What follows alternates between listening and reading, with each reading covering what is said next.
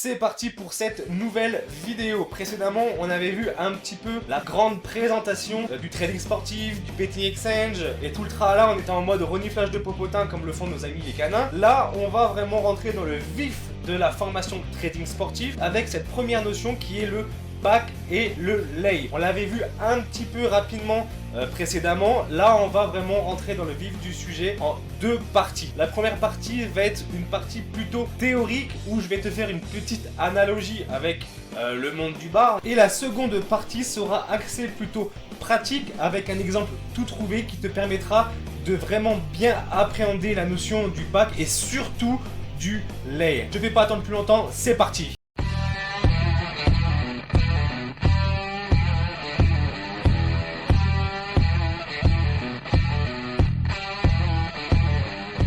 Avant de voir ensemble le fonctionnement du betting exchange par l'intermédiaire du back et du lay, on va revoir ensemble comment fonctionne un bookmaker traditionnel via l'analogie d'un bar. Donc admettons que toi tu t'appelles Monsieur Back, que tu rentres dans ton bar préféré pour regarder un match de foot sur grand écran, tu commandes ta petite mousse et là tu rencontres Monsieur Book, Monsieur Bookmaker. Donc là j'ai mis FR, ça aurait pu être très bien .com, c'est les bookmakers français et les bookmakers étrangers fonctionnent exactement de la même façon. Toi, tu décides avec Monsieur Bookmaker de prendre un pari. On va reprendre l'exemple du PSG contre Lyon. Toi, tu es Monsieur Back et tu dis au barman, je pense que Paris va gagner le match. Le barman, Monsieur Bookmaker, lui, te dit non, je ne pense pas que Paris va gagner le match. Dans ce cas concret, si le PSG ne gagne pas le match, tu vas donner ta mise au bookmaker, car tu auras perdu ton pari. En revanche, si le PSG gagne le match, tu gagnes donc ton pari, c'est le bookmaker du coup qui va te donner sa mise, moins une commission, parce qu'il n'a pas que ça à faire, il a des clients à servir,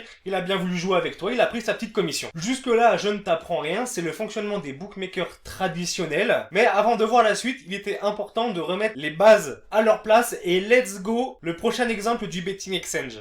Pour cet exemple, on reprend la même idée que tu es Monsieur Back et que tu rentres dans un bar, mais que cette fois-ci, tu rencontres Monsieur Lay, ton voisin de comptoir, et que le barman sera Monsieur Betfair. Et cette fois-ci, tu ne prendras pas ton pari avec Monsieur Betfair, mais directement avec Monsieur Lay. Simplement, Monsieur Betfair servira d'intermédiaire pour le pari. Donc en gros, toi, Monsieur Back, tu vas parier pour la victoire du PSG et Monsieur Lay va dire non, je ne pense pas que le PSG va gagner. Vous mettez votre mise sur le comptoir et Monsieur Betfair jouera le rôle de l'arbitre. Dans l'exemple du match du PSG contre Lyon, si le PSG gagne le match, c'est Monsieur Back qui récupère la mise de Monsieur Lay, moins le pourboire du barman, qui fait office de la commission prise par Betfair. A contrario, si le PSG ne gagne pas le match, c'est-à-dire s'il y a match nul ou si Lyon gagne la rencontre, c'est Monsieur Back qui va donner sa mise à Monsieur Lay. Toujours par l'intermédiaire du barman, Monsieur Betfair qui prendra une commission au passage. Que tu gagnes ton pari ou que ce soit Monsieur Lay qui gagne le pari,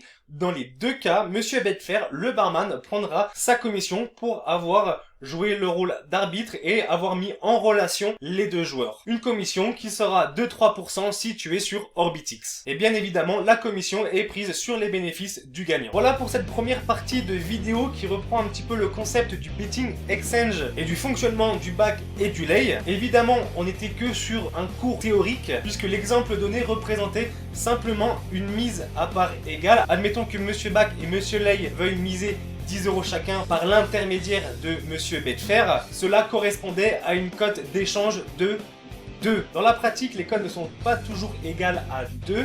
Donc dans la prochaine vidéo, dans la deuxième partie de cette vidéo, on va voir comment fonctionne un échange quand la cote est inférieure ou supérieure à 2. On va voir comment est payé un lay par l'intermédiaire de la liability et les quelques petits calculs importants à connaître pour la suite de ton cursus d'apprentissage dans le trading sportif. Je ne t'en dis pas plus, je te donne rendez-vous dans les prochaines vidéos et sur ce, je te souhaite une excellente journée. À la prochaine, ciao!